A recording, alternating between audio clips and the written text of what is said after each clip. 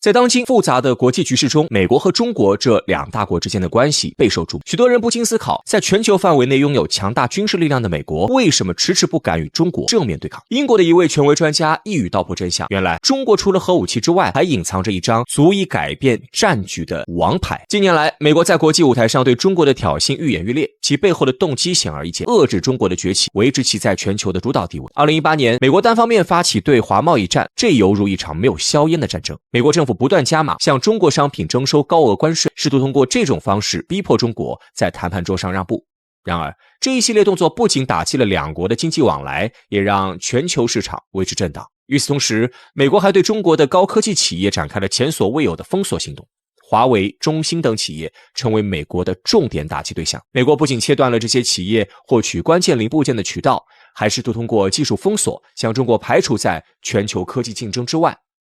这种举动无不显示出美国对中国科技崛起的深深恐惧。而在更加凶险的军事层面，美国的动作无疑倍加直接和强。美国通过加强与中国周边国家的军事合作，频繁在中国南海等敏感地区进行军演，进一步增加了两国间的对抗性。美国频繁派遣军舰和飞机进入南海争议水域，公然挑战中国的主权和安全利益。这种赤裸裸的军事挑衅不仅在地区内引发紧张，更是向全球展示了美国不惜以武力制衡中国的野心。此外，美国还加大了对台军售力度，提供包括先进战机和导弹在内的武器装备，公开支持台独势力，进一步激化了两岸关系的紧张。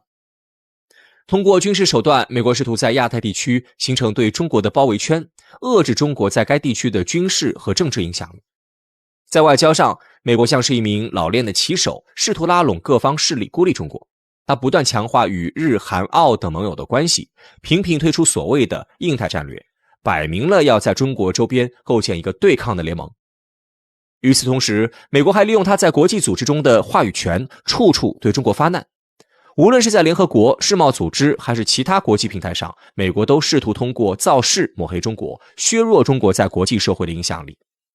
美国的一系列挑衅和遏制动作无不透露出他对中国崛起的深深忧虑。他害怕中国的崛起会动摇他在全球的霸主地位，所以不断出招，试图将中国压制在他认为合适的范围内。然而，尽管美国不断挑衅中国，但很明显，目前的美国不敢与中国爆发直接的军事冲突。有人认为，美国不敢开战是因为中国和美国一样也是核武器大国，一旦贸然开战，后果不是美国所能承受的。从某种意义上来说，这种观点有一定的道理。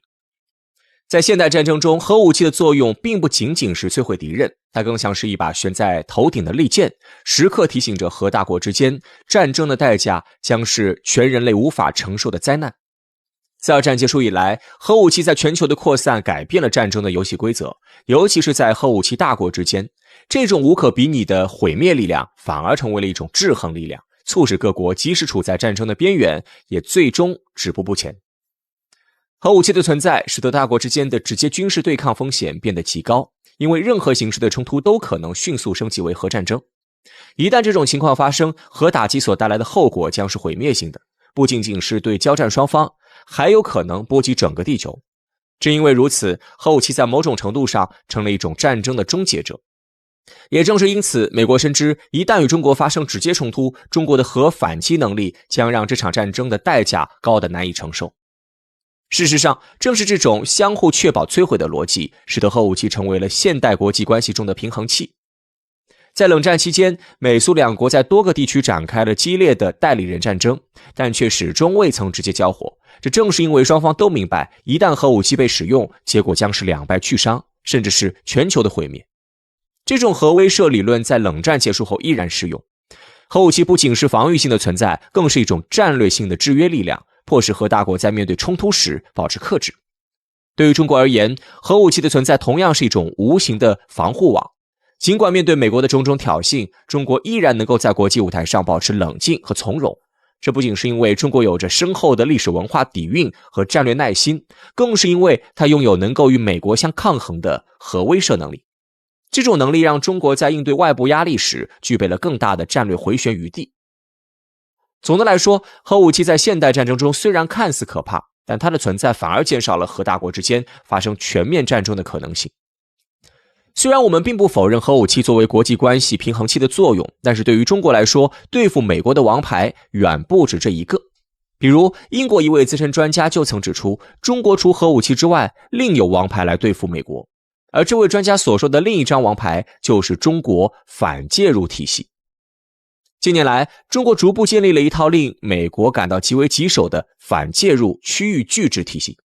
美国智库认为，中国的反介入体系其核心逻辑在于通过多层次多领域的军事能力，阻止或延缓美国及其盟友在亚太地区的军事介入，并在必要时剥夺他们在关键海域和空域的行动自由。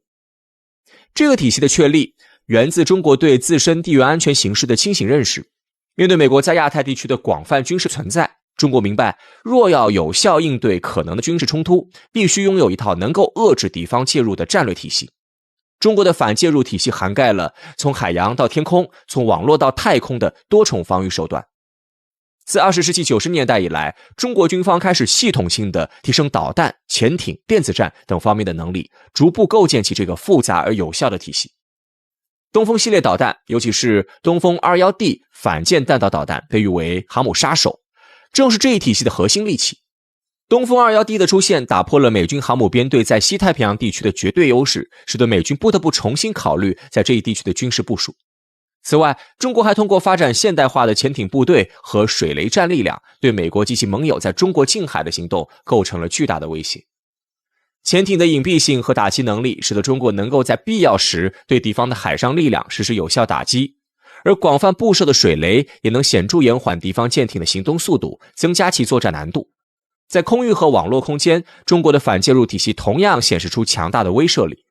通过大规模部署先进的防空导弹系统和电子战设备，中国能够有效限制美军战机和无人机在相关区域的自由行动。同时，随着网络战能力的不断提升，中国在应对美国全球化军事网络的攻击时，也展现出日益增强的防御与反制能力。这一体系的逐步完善，已经在战略层面上对美国的全球军事部署产生了深远影响。过去，美国在亚太地区的军事存在几乎可以说是畅通无阻，但如今，中国的反介入体系迫使美军不得不重新审视其行动策略。美智库曾多次警告，如果爆发冲突，美军可能无法像过去那样轻松进入西太平洋的区域，因为中国的防御网络已足以在关键时刻破坏或延缓美军的行动。这张王牌让美国深知，任何对中国的军事冒险都将面临巨大的代价与风险。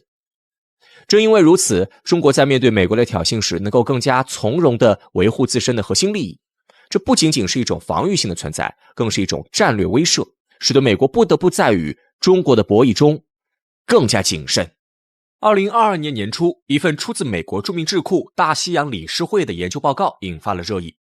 在报告中，大西洋理事会详细分析了中国未来的竞争策略，可谓是面面俱到。他们认为，中国在下一盘无与伦比的大棋。大西洋理事会为何这样说？大西洋理事会这篇研究报告的名字很长，叫《掌握优势：美国新版国家防卫战略展望》。顾名思义，报告立足于美国国防，是一封对美国政府的建议书。从宏观上，智库分析了目前的世界局势，点出了美国所面临的困局。而就微观来说，报告里特别提及了中国。在大西洋理事会看来，飞速崛起的中国将会对美国的国家安全造成致命威胁。在形容这种威胁时，大西洋理事会引入了一个极富中国气质的概念——围棋。众所周知，围棋起源于中国，最早在春秋时期就有记载。随着历史的发展，先后传入日本与欧美，成为了颇受欢迎的益智运动。大西洋理事会斩钉截铁地表示，中国一定在下一盘大棋。报告强调，中国计划从各个方面包围美国，对美国进行截杀，从而完成自己的华丽蜕变，好似棋盘徐徐展开，落子无悔。智库用严厉的语气提醒美国政府，国家安全不单是军事上的安全，更牵涉政治、经济与外交多个领域，而在这些领域中，中国近年来都有着亮眼的成就。按照他们的说法，中国首先会在军事方面抗衡美国，而南海便是冲突的焦点。美国另一知名智库 CSBA 曾预测，到2035年时，中国海军便会反超美国海军，无论是军备数量亦或是航母作战能力，都将攀登上又一高峰。南海是中美必争之地，在美国的印太战略里占据着无法替代的作用。当野心勃勃的美国撞上实力强劲的中国，究竟鹿死谁手，目前还无法断言。但可以肯定的是，在面对领土威胁时，中国必将寸土不让。不仅如此，军事仅仅是开端，中国在政治上的结伴不结盟，也冲击了美国与其盟友的关系，亚洲格局或将再被改写。而经济上的腾飞自然不必多说，美国股市崩盘 ，GDP 下滑，内部矛盾重重，大洋彼岸的中国却发展势头良好，不但有一带一路的加持，还积极推动着人民币全球化，冲击了以美元为基础的贸易体系。当我们细读这份报告，便会发现它的发布时间也别有深意。去年年初，俄乌冲突爆发，其背后蕴含着西方阵营的新一轮利益扩张。美国居于阵营之首，既是俄乌间的挑拨教唆者，又是暗自布局的野心家。今年，美国国力大不如前，如何在政治、经济等领域寻找新的突破口，再定义全球秩序，成为了美国政客们的首要目标。更重要的是，这份报告诞生时，一年一度的美国国防战略报告尚未发布，无怪乎有人将此视为一种发射给五角大楼的信号。2002年10月，拜登政府国防战略重磅发布。从内容上来看，这份国防战略与大西洋理事会的研究报告一脉相承，字里行间都充斥着对中国的关注。在美国眼里，中国对美国构成了全面且严峻的挑战，应当被定义为首要安全威胁。不仅如此，美国政府还指出，中国的威胁是全方位的，大有包抄合围之势。而其中最受美国关注的是中国在印太地区的地位。印太是近年来美国战略中最重要的词汇，也是亚太再平衡的全新发展。早在2018年时，美国国防战略便将大国竞争列于首位，取代了曾经的全球反恐。美国认为中国势必也会在印太地区发力，为自己争取话语权。首先，就政治上来说，中国很有可能阻碍美国在印太的结盟计划。按照规划，美国试图与日本、澳大利亚与印度构成四边形，深化合作，从而令自己最大限度地参与亚洲政治。剩下的韩国本就长期处于美国的影响下，东南亚各国也成为了美国拉拢的对象。为了达到自己的目的，美国多次在南海挑起纷争，甚至怂恿东南亚国家侵犯中国领土。美国的目的很简单，拉更多国家入伙，一起孤立中国，遏制中国发展。最终，美国希望能够令印太地区盟友也逐步北约化，从而构建起一张密密麻麻的霸权关系网。